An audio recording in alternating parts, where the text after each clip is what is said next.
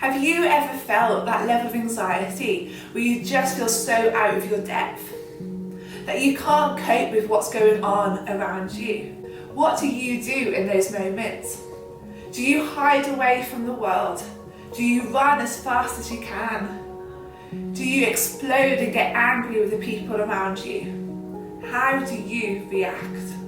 You see, we all experience a level of anxiety and stress every day, but we all have a crisis point, a point where it gets too much and we just can't hold it in any longer, where the smallest thing like a low battery or a no internet can just be too much to handle. Now I want you to imagine that you have a container, and that container holds your stress and your anxiety.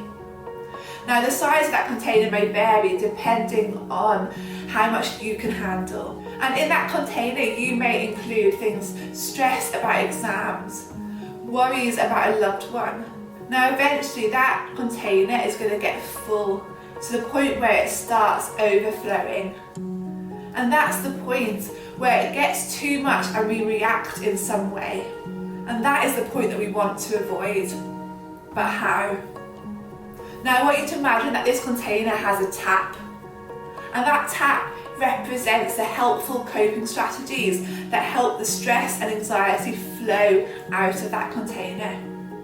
And these might look different for all of you.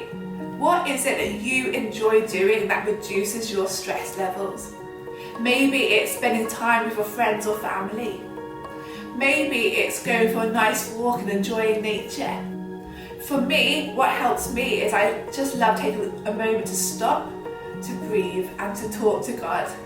And I find that when I do that, pretty much straight away I feel better and I feel calmer. And sometimes I have to do that again and again, but that's okay. What do you do that you enjoy that can reduce your stress levels? But you need to be careful, you see, because there are some coping strategies that seem helpful but actually they can add to your stress. For example, spending so much time on social media and then not getting enough sleep, or turning to alcohol or drugs.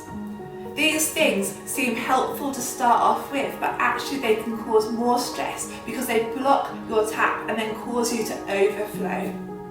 So what can you do this week that will help you reduce your stress levels?